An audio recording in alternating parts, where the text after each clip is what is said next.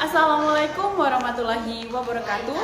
Halo teman-teman, pada kesempatan kali ini saya akan membahas seluruh pendekatan dalam penelitian kualitatif yang cukup unik dan menarik, yaitu metode fenomenologi, etnografi, etnometodologi, hermeneutika, dan etnografi.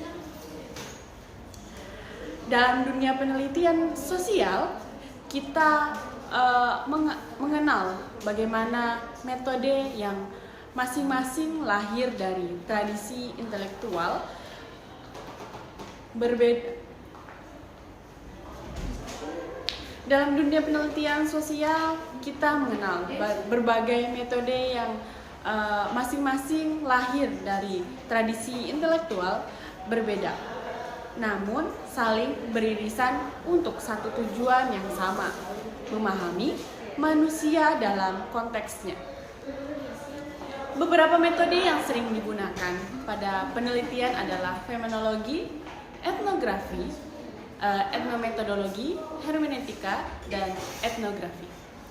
Masing-masing metode ini memiliki akar filosofi, prosedur, dan cara pandang yang khas terhadap realitas sosial. Kita mulai dari fenomenologi.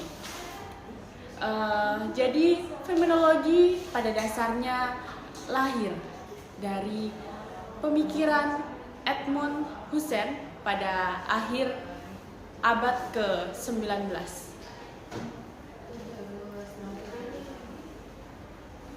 Husserl merumuskan fenomenologi sebagai upaya untuk kembali ke kesadaran murni, mengesampingkan prasangka-prasangka yang melekat pada objek penelitian. Dalam tradisi fenomenologi, peneliti berusaha memahami bagaimana pengalaman subjektif seseorang terbangun.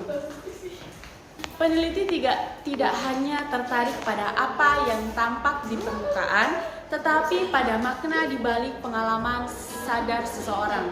Seorang peneliti fenomenologi akan mendekat pada subjek penelitiannya, mendengarkan kisah-kisah personal, mencoba menangkap esensi dari suatu fenomena berdasarkan bagaimana orang-orang mengalaminya. Sebagaimana contoh dalam studi tentang penderita penyakit kronis, pendekatan fenomenologi akan menempatkan peneliti sebagai pendengar yang sabar. Peneliti membiarkan narasi muncul dari pengalaman hidup pasien, bagaimana mereka menafsirkan rasa sakit, bagaimana mereka beradaptasi, dan bagaimana mereka menegosiasi makna sehat dan sakit dalam kesehariannya.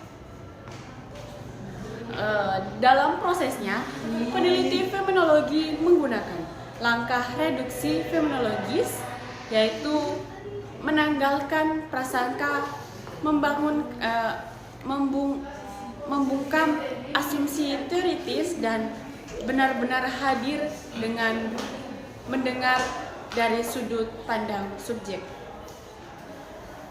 Peneliti berusaha menangkap esensi atau inti pengalaman yang tidak terlihat di permukaan. Nah, selanjutnya beranjak dari fenomenologi, kita memasuki ranah etnometodologi. Istilah ini diperkenalkan oleh Harold Garfinkel pada pertengahan abad ke-20.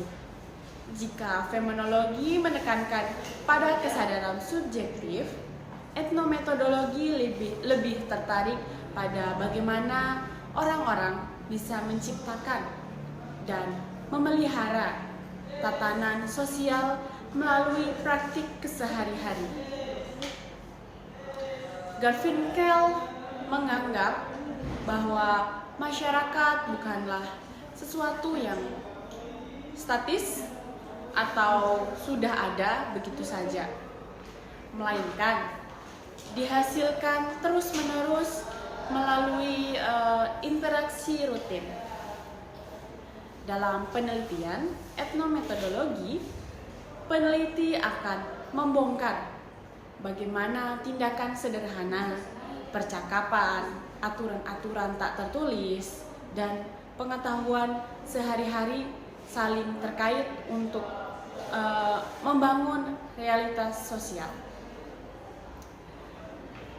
Sebagaimana contoh, kita dapat melihat bagaimana orang-orang antri di loket tiket kereta api. Aturan antri mungkin tidak pernah tertulis, namun setiap orang tahu apa yang harus dilakukan.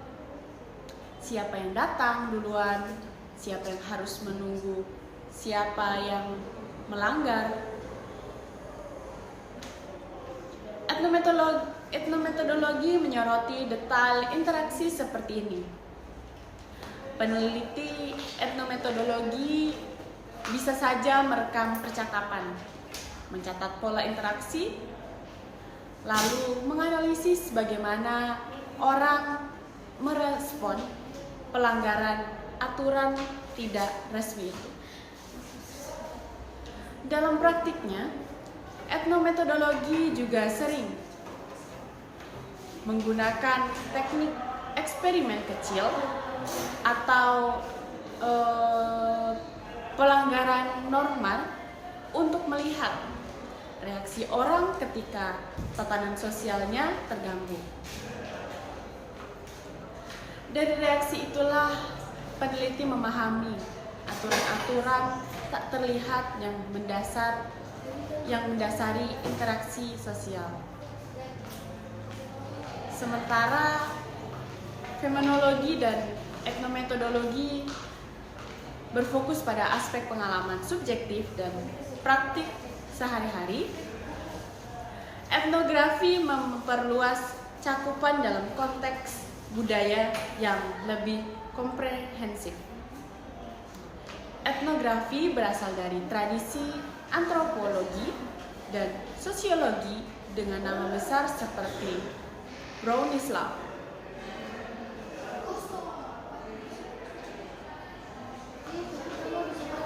Bronislaw Malinowski dan Clifford Geertz yang turut memopulerkannya.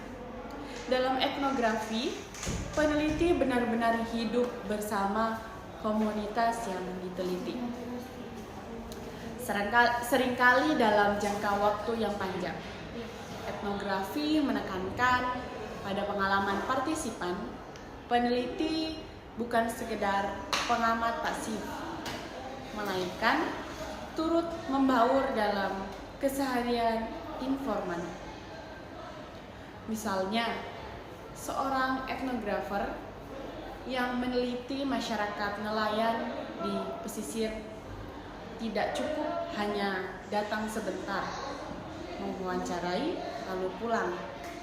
Ia akan tinggal di sana berminggu-minggu, mungkin hingga berbulan-bulan. Ia makan bersama nelayan, ikut melaut, merasakan bagaimana menghadapi badai, bagaimana ritual tolak bala dilakukan, bagaimana pembagian hasil tangkapan diatur. Bahkan, bagaimana gosip di warung kopi membentuk relasi kuasa di kampung. Etnografi menghasilkan deskripsi mendalam yang disebut thick description. Istilah ini dipopulerkan Geertz yang percaya bahwa penjelasan kultural harus menukik ke detail makna simbolik, bukan hanya permukaan pariwisata. Dari situ peneliti dapat merangkai narasi yang kaya, tidak sekedar angka atau tabel, tetapi cerita utuh tentang realitas sosial budaya sebuah komunitas. Lalu masuk ke metode berikutnya, yaitu kita mengenal hermeneutik. Hermeneutik pada awalnya berkembang sebagai metode menafsirkan teks, terutama kitab-kitab suci. Namun, seiring perkembangannya, hermeneutika meluas menjadi pendekatan filsafat penafsiran makna. Tokoh seperti Hans Gadamer menggarisbawahi bahwa penafsiran tidak pernah bebas nilai. Interpretasi selalu terikat pada konteks penafsiran dan teks yang ditafsirkan. Hermeneutika percaya bahwa makna tidak bersifat objektif tunggal, melainkan lahir dari dialog antara penafsir dengan teks atau objek yang diteliti. Dalam penelitian sosial, hermeneutika banyak digunakan untuk menafsirkan dokumen sejarah, pidato, simbol-simbol budaya, bahkan wawancara mendalam. Peneliti hermeneutika tidak hanya membaca apa yang tertulis, tetapi mencoba memahami konteks, kelahiran teks, maksud penulisnya, situasi sosial pada zamannya, dan bagaimana pembaca di masa kini memberi makna baru. Sebagai contoh, seorang peneliti yang menggunakan hermeneutika untuk menganalisis naskah kuno atau arsip kolonial akan memeriksa siapa penulisnya, untuk siapa tulisan itu dibuat, apa ideologi yang membentuk, dan bagaimana teks tersebut dipahami ulang di masa kini. Gadamer memperkenalkan konsep fusi horizon antara horizon penafsir dan horizon teks. Dalam proses ini, peneliti sadar bahwa ia membawa horizon pengetahuan dan prasangkanya sendiri.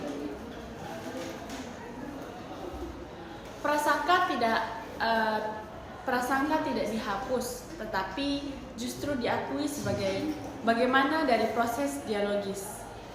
Dengan demikian, hermeneutika mendorong peneliti untuk reflektif dan kritis, selalu membuka ruang tafsir yang baru, tidak berhenti pada satu kesimpulan.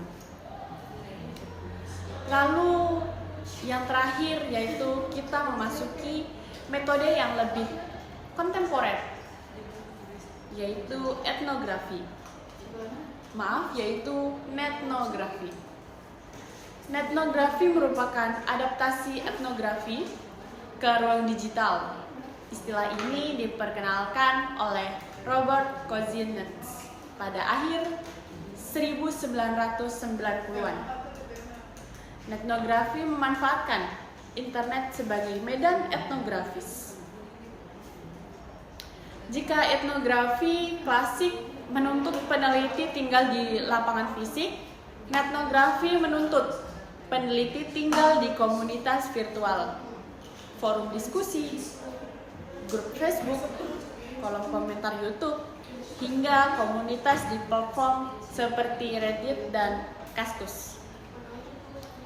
Netnografi digunakan untuk memahami interaksi budaya, norma, simbol, bahkan konflik yang hidup di ruang digital. Peneliti netnografi mengamati pola percakapan, meme, hashtag, video, atau konten yang diproduksi dan dikonsumsi oleh komunitas daring. Mereka dapat berperan sebagai lurker atau pengintai pasif atau sebagai partisipan aktif dengan ikut berdiskusi, bertanya, atau memancing respon. Tantangan etnografi terletak pada etika penelitian. Bagaimana memperoleh izin, menjaga privasi, dan membedakan ruang publik dan privat di internet. Etnografi memerlukan keterampilan analisis data digital, mulai dari mengarsipkan percakapan daring, menganalisis big data media sosial, hingga menafsirkan simbol-simbol visual. Misalnya, penelitian tentang fandom K-pop, perilaku konsumen di e-commerce, atau gerakan sosial digital seperti tagar protek di Twitter, semuanya relevan dianalisis menggunakan etnografi. Menariknya, kelima metode ini dapat saling melengkapi. Penelitian kontemporer kerap memadukan fenomenologi dengan etnografi atau menggabungkan hermeneutika dengan etnografi.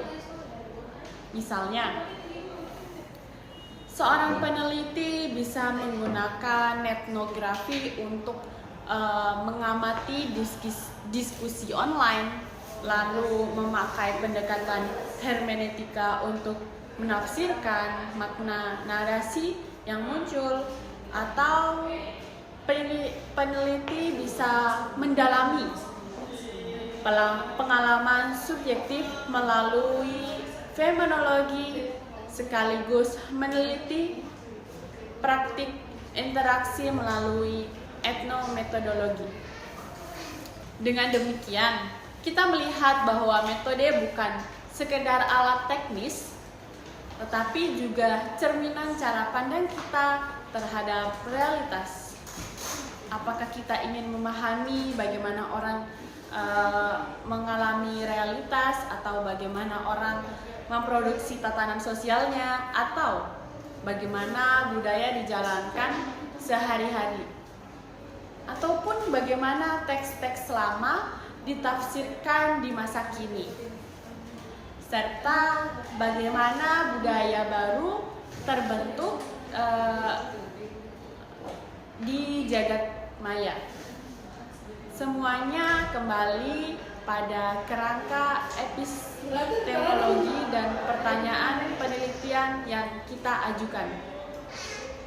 Dalam praktiknya, peneliti harus berpijak pada pemahaman mendalam mengenai asumsi filosofi setiap pendekatan. Fenomenologi menuntut kepekaan mendengar dan keterampilan reduksi. Etnometodologi menuntut ketelitian mengamati detail interaksi. Etnografi menuntut kesabaran hidup di lapangan. Hermeneutika menuntut kepekaan membaca dan menafsirkan. Nah, sedangkan etnografi menuntut literasi digital dan etika penelitian daring. Kelima metode ini, meskipun memiliki perbedaan, sama-sama menekankan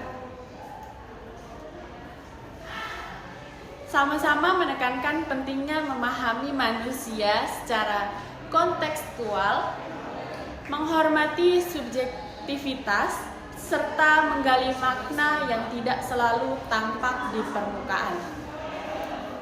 Di era digital yang makin cair, tantangan peneliti adalah meramu metode-metode ini agar tetap relevan. Dunia maya membuka medan sosial baru, tetapi realitas offline tidak pernah benar-benar hilang. Karena itu, kemampuan adaptasi, refleksi kritis, dan kepekaan etis menjadi bekal penting bagi peneliti masa kini.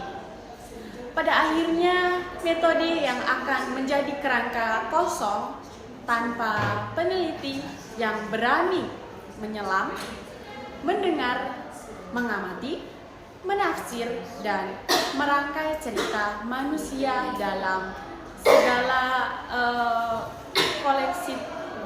kompleksitasnya. Demikianlah penjelasan mendetail mengenai metode fenomenologi, etnometodologi, etnografi, hermeneutika, dan etnografi. Jadi kesimpulan pemaparan panjang mengenai 5 pendekatan penelitian sosial yang kaya dan beragam ini, kita dapat menarik benang merah bahwa fenomenologi, etnometodologi, etnografi, hermeneutika, dan etnografi pada dasarnya lahir dari suatu kebutuhan mendasar manusia, keinginan untuk memahami dirinya sendiri dan orang lain dalam kerangka realitas yang selalu berubah. Masing-masing metode membawa pesan bahwa realitas sosial tidak pernah berdiri sendiri, melainkan selalu ditenun oleh makna-makna praktik keseharian, simbol, bahasa, serta narasi yang dihasilkan dan diwariskan antar generasi. Fenomenologi mengajarkan kita untuk menghargai pengalaman manusia dalam bentuknya yang paling murni. Ia menempatkan manusia bukan sekedar objek penelitian, melainkan subjek yang penuh makna, yang setiap pengalaman, rasa, ingatan, dan persepsinya menyimpan kebenaran yang tidak bisa direduksi hanya ke angka statistik. Dari fenomenologi kita belajar bahwa di balik peristiwa yang tampak sama, setiap individu dapat memaknai dengan cara yang sangat berbeda. Pengalaman menjadi pasien, pengalaman menjadi buruh migran, pengalaman menjadi seorang ibu tunggal, semuanya unik dan layak didengar tanpa prasangka. Fenomenologi mengingatkan peneliti untuk menanggalkan asumsi, bersikap rendah hati, dan berani hadir sepenuh hati mendengarkan orang lain. Menuturkan dunianya.